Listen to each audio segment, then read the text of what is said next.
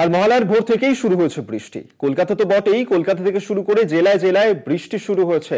কমলা সতর্কতাও জারি করা হয়েছে। মহালয়ার সকাল থেকেই তুমুল বৃষ্টি শুরু হয়েছে। আমরা ভোর থেকেই কলকাতা থেকে শুরু করে জেলায় জেলায় চলছে বৃষ্টি। কমলা সতর্কতাও জারি করা হয়েছে। কলকাতা এবং উত্তর 24 পরগনাতেও হচ্ছে বৃষ্টি। আমরা এই নিয়েই কথা বলবো। শাশ্বতী রায় আমাদের সঙ্গে টেলিফোনে রয়েছেন প্রতিনিধি। শাশ্বতী, আজকে মহালয়া, কিন্তু মহালয়ার ভোর থেকেই আমরা দেখতে পাচ্ছি যে বৃষ্টি শুরু হয়েছে। কিরকম থাকবে আবহাওয়া? দেখো, যেমনটা আজকের আবহাওয়াতে জানিয়ে দিল যে বুধবার থেকে বৃষ্টি বাড়বে দক্ষিণবঙ্গে।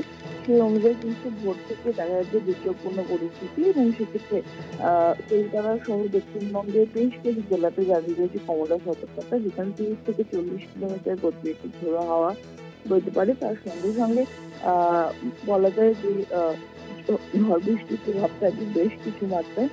ইতিমধ্যে